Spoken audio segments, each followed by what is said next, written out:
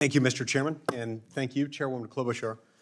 I'm really looking forward to my ongoing service on the Antitrust Subcommittee, along with Senator Klobuchar as chair. To be honest, I had hoped, as of a few months ago, to get the gavel back, but once again, she's chair captain, and I'm on the bleachers. So it was nice. Oh, you're a little more than that. Nice of Taylor Swift to have written a song about this very situation.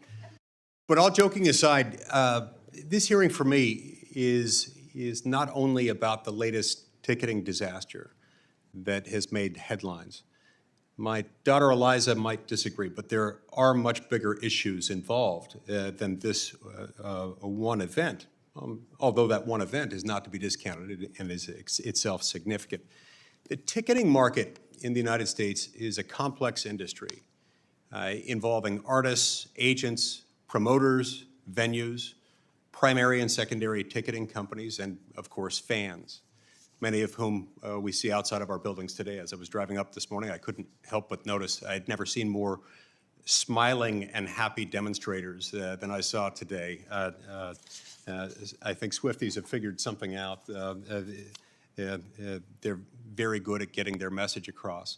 Their message has come across in many forms over the last couple of months, including a letter I received from a young woman named Erin Harding in Utah, a young woman who's only 16 years old. She sent me a letter and an accompanying PowerPoint presentation. I think Erin Harding has a bright future ahead of her, perhaps as an antitrust lawyer or perhaps in a number of other fields as well, but it's been an impressive response. We've got to remember that for those who follow antitrust policy, the ticketing space in the last few years has also offered a natural experiment for evaluating both the efficiency claims of merging parties and the federal government's efforts to protect competition using antitrust laws. Back in 2010, the Obama Justice Department, Antitrust Division, concluded an investigation into the then proposed merger of Ticketmaster, the nation's largest and dominant ticketing provider, and Live Nation, the country's largest concert promoter. In a complaint alleging that the merger violated the Clayton Act, the department argued that it would eliminate recent but quickly growing head-to-head competition in the marketplace for ticketing services. However, instead of just stopping the merger, the Obama Justice Department in 2010 said that the department would approve it if and only if the parties agreed to a proposed consent decree.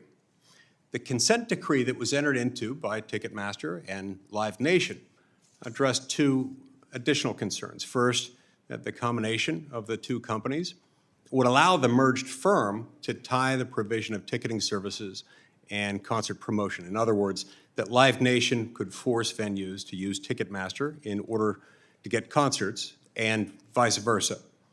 And second, that it might retaliate against venues that didn't comply with this arrangement. Now, Ticketmaster will tell you that the settlement agreement was something that they were willing readily to enter into. They weren't bothered by the consent decree at all, because this would, according to them, essentially be the functional equivalent of their offering the sleeves off of their vest. And that Ticketmaster and Live Nation readily agreed not to engage in behavior that the merged firm had no incentive and no intention of undertaking. And yet, here we are, almost 13 years later, faced with a flotilla of allegations and complaints that the merged entity has done exactly what it said would never happen. There are news reports that the Justice Department has opened a new investigation into Ticketmaster's conduct, but Congress has an important role to play here as well. While DOJ undoubtedly wants to know whether Ticketmaster is violating the consent decree, Congress should be asking whether the consent decree was the right decision in the first place.